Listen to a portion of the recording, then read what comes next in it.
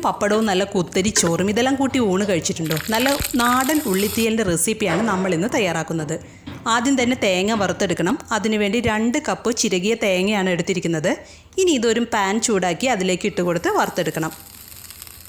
Medium ഫ്ലെയിമിലിട്ടാണ് വറുത്തെടുക്കേണ്ടത്. തേങ്ങയുടെ വെള്ളമെല്ലാം വറ്റി ലൈറ്റ് ബ്രൗൺ കളർ ആകുമ്പോൾ നമുക്കതിലേക്ക് 2 ടേബിൾ സ്പൂൺ മുഴുവൻ മല്ലിയും ഒരു 10 മണി ഉലുവയും 5 വറ്റൽമുളകും 1 തണ്ട് കറിവേപ്പിലയും കൂടി ചേർത്ത് കൊടുത്ത് ഇളക്കി കൊടുക്കണം. തേങ്ങ നല്ല ബ്രൗൺ കളർ ആകുന്നതുവരെ വറുത്തെടുക്കണം. ബ്രൗൺ കളർ ആയാൽ അതിലേക്ക് 1 ടീസ്പൂൺ കാശ്മീരി മുളക് പൊടി ചേർത്ത് കൊടുക്കണം. നല്ലൊരു കളർ കിട്ടാൻ വേണ്ടിയിട്ടാണ് ഇത് ചേർക്കുന്നത്. മുളക് പൊടി ചേർത്ത് കൊടുത്താൽ അപ്പോൾ തന്നെ സ്റ്റൗ ഓഫ് ചെയ്യാം. തേങ്ങ നല്ല ചൂടായതുകൊണ്ട് ആ ചൂടിൽ കിടന്ന് മുളക് പൊടി മൂത്ത് കിട്ടും. അതിനുശേഷം ഇതെല്ലാം പ്ലേറ്റിലേക്ക് മാറ്റി തണുത്തതിന് ശേഷം അരച്ചെടുക്കാം. ഉള്ളിത്തീയൽ റെഡിയാക്കാൻ 200 ഗ്രാം ഉള്ളി തൊലി കളഞ്ഞെടുത്തിട്ടുണ്ട്. അതുപോലെ 3 പച്ചമുളകും 2 തണ്ട് കറിവേപ്പിലയും. ഇനി നെല്ലിക്ക വലുപ്പത്തിൽ പുളിയെടുത്ത് ചൂടുവെള്ളത്തിൽ കുതിരാൻ വെക്കണം. ഉള്ളി വഴറ്റിയെടുക്കാൻ ഒരു പാൻ ചൂടാക്കി അതിലേക്ക് ആവശ്യത്തിന് വെളിച്ചെണ്ണ ഒഴിച്ചു കൊടുക്കാം. വെളിച്ചെണ്ണ ചൂടായാൽ ഉള്ളിയും പച്ചമുളകും കറിവേപ്പിലയും ചേർത്ത് കൊടുക്കണം. ഇതെല്ലാം ആഡ് ചെയ്ത് ക്യാപ്ചർ ആയില്ല, അതുകൊണ്ടാണ് ആഡ് ചെയ്ത് വീഡിയോയിൽ കാണാത്തത്. ഇനി നന്നായിട്ട് ഇളക്കി ലൈറ്റ് ബ്രൗൺ കളർ ആയി കഴിഞ്ഞാൽ 1/4 ടീസ്പൂൺ മഞ്ഞൾപ്പൊടി ചേർത്ത് കൊടുത്ത് ഇളക്കി കൊടുക്കാം. ഉള്ളി നന്നായിട്ട് വഴണ്ട് വന്നാൽ പുളി പിഴിഞ്ഞ് അരിച്ചെടുത്ത വെള്ളം നമുക്ക് ഒഴിച്ചു കൊടുക്കാം.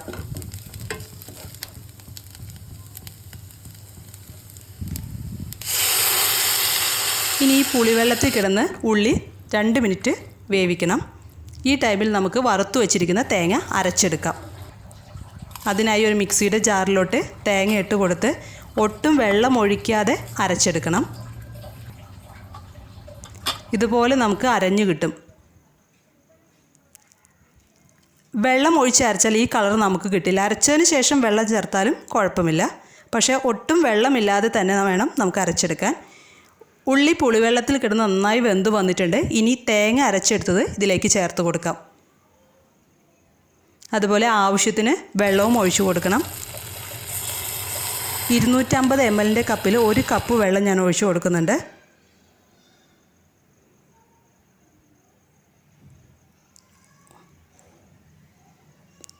ഉപ്പ് വേണമെന്നുണ്ടെങ്കിൽ ചേർത്ത് കൊടുക്കാം.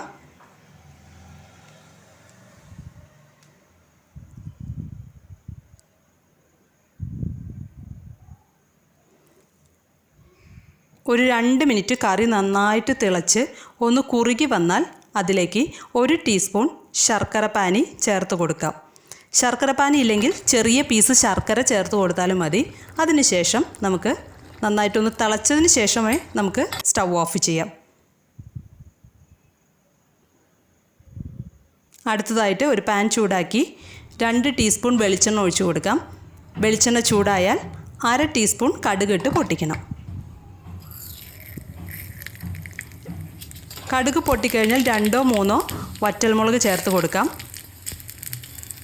മുളക് മൂത്ത് വന്നാൽ 1 തണ്ട് കറിവേപ്പിലയും ചേർത്ത് കൊടുക്കാം. ഇനി ഇതെല്ലാം കറിയിലേക്ക് ഒഴിച്ചു കൊടുക്കാം. ഉള്ളിത്തീയൽ റെഡി ആയിട്ടുണ്ട്. ഒരു 15 മിനിറ്റ് അടച്ചു വെച്ചതിന് ശേഷം നമുക്ക് സെർവ് ചെയ്യാവുന്നതാണ്. 4-5 മണിക്കൂറിന് ശേഷം സെർവ് ചെയ്യുകയാണെങ്കിൽ ടേസ്റ്റ് ഒന്നും കൂടി കൂടും. ഇരിക്കുന്തോറും നല്ല ടേസ്റ്റാണ് ഉള്ളിത്തീയലിന്. എല്ലാവരും തയ്യാറാക്കി നോക്കി അഭിപ്രായങ്ങളും നിർദ്ദേശങ്ങളും കമൻറ്റ് ചെയ്യണം. Thank you.